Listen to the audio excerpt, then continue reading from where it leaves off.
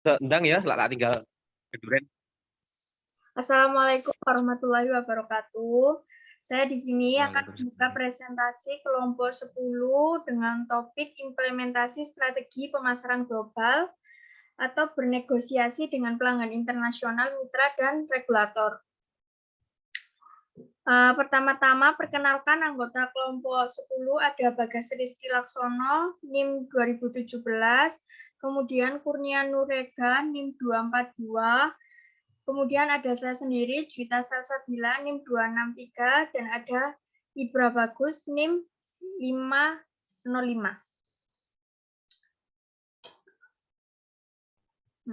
Poin pertama ini mengenai strategi pemasaran global. Di sini pasti teman-teman mungkin atau sudah sering mendengarkan tentang strategi pemasaran itu apa sih?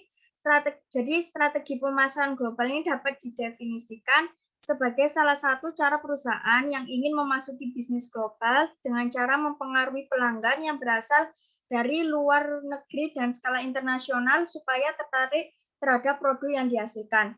Jadi strategi pemasaran global ini mempunyai macam-macam cara atau aturan untuk melakukan pemasaran global. Kemudian ada negosiasi dan dampak meluasnya budaya pada perilaku negosiasi. Di sini ada sedikit pengertian tentang negosiasi bisnis. Negosiasi bisnis adalah keadaan di mana dua atau beberapa pihak saling mempengaruhi atau bertransaksi untuk kepentingan pihaknya dalam menjalankan bisnis. Tujuannya apa sih? Untuk mencari solusi agar semua pihak diuntungkan karena pastinya tidak ada pihak yang ingin dirugikan. Walaupun realitanya tidak semua negosiasi itu selalu deal di final, di mana ada pihak yang merasa diuntungkan dan ada pihak yang merasa dirugikan. Next akan dijelaskan oleh teman saya. Silakan. Yang selanjutnya saya akan menjelaskan cara agar tidak terjadinya dampak budaya pada perilaku negosiasi. Yang pertama ada orang asing tingkat tinggi diikutsertakan dalam diskusi. Yang kedua, pertanyaan mulai berfokus pada bidang tertentu dari kesepakatan. Yang ketiga, melembutkan sikap dan posisi pada beberapa masalah. Misalnya dengan berbicara dengan mari kita luangkan waktu untuk mempelajari masalah ini. Yang keempat ada pada meja negosiasi, peningkatan pembicaraan di antara mereka sendiri dalam bahasa mereka sendiri, yang mungkin sering berarti mereka mencoba memutuskan sesuatu. Yang terakhir, peningkatan tawar-menawar dan penggunaan saluran tingkat yang lebih rendah, informal, dan lainnya dari komunikasi. Next. Dan selanjutnya ada implikasi seorang manajer dan negosiator, yaitu dengan mempertimbangkan semua potensi masalah dalam negosiasi lintas budaya, terutama ketika menggabungkan manajer dari orientasi hubungan budaya dengan orang-orang dari yang berorientasi informasi. Mengherankan bahwa setiap bisnis akan dilakukan sama sekali. Jelas kepentingan ekonomi dari perdagangan global membuat banyak itu terjadi meskipun ada potensi jebakan. Aspek dari pengaturan negosiasi itu harus dimanipulasi sebelumnya jika memungkinkan, antara lain seperti lokasi, pengaturan fisik, jumlah pihak, jumlah peserta, audiens, seperti media berita, pesaing, sesama vendor, dan lain-lain, saluran komunikasi, serta batas waktu. Next.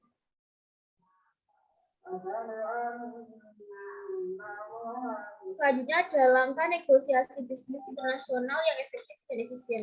Di sini ada 4 langkah. Yang pertama itu pemilihan tim negosiasi yang tepat. Kemudian selanjutnya ada manajemen proses negosiasi. Yang ketiga pengelola pendahuluan serta persiapan. Yang terakhir ada manipulasi pengaturan negosiasi. Untuk yang selanjutnya akan dijelaskan oleh teman saya, Bagas.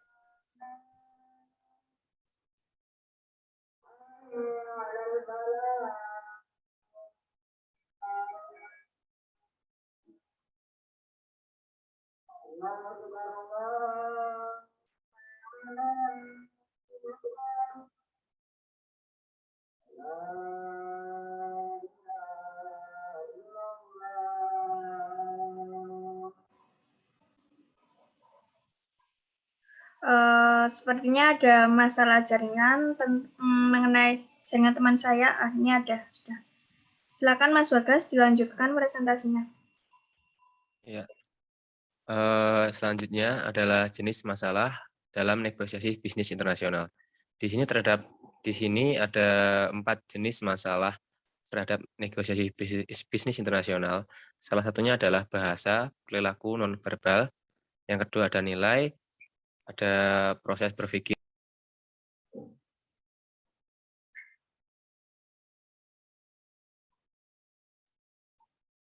Oke, saya lanjutkan saja. Di sini ada 4 jenis masalah dalam negosiasi bisnis internasional. Yang pertama yang tadi sudah disebutkan Mas Bagas, ada bahasa dan perilaku nonverbal, kemudian ada nilai, yang ketiga ada proses berpikir, dan yang keempat ada pengambilan keputusan.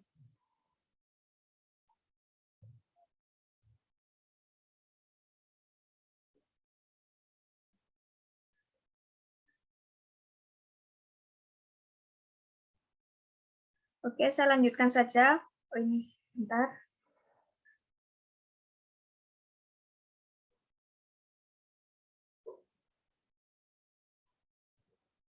Oke, Mas Bagas bisa dilanjutkan di slide ini, negosiasi internasional kreatif.